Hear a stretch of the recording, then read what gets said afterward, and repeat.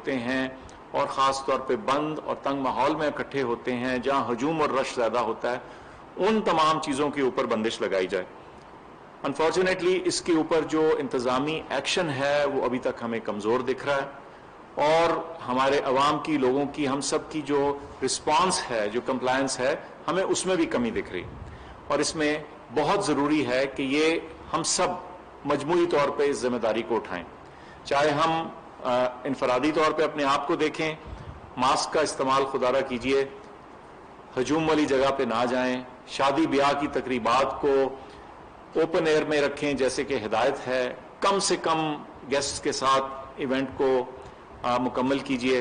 اور جو باقی تدابیر ہیں، جو باقی ایڈمنسٹریٹو ایکشنز ہیں، ان کے اوپر پلیز عمل کیجئے اور اس کو ڈس ریگارڈ مت کریں۔ اس کی خلاف ورزی جو ہے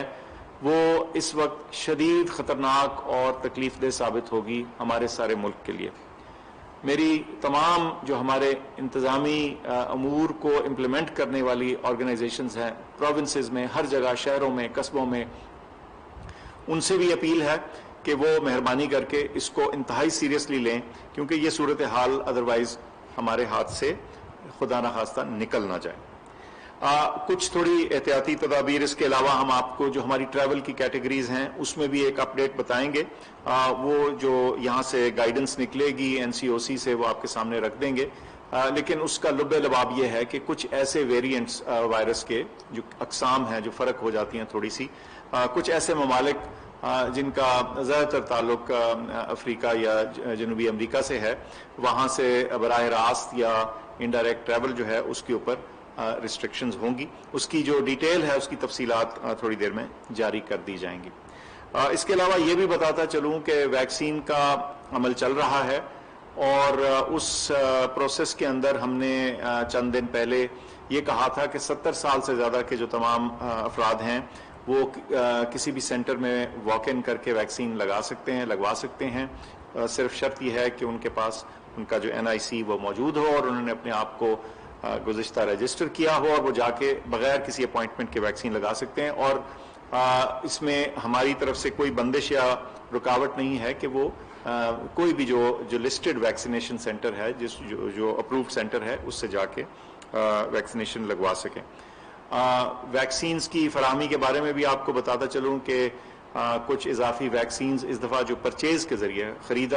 خریداری کے ذریعے حکومت پاکستان فراہم کر رہی ہے، ان کی بھی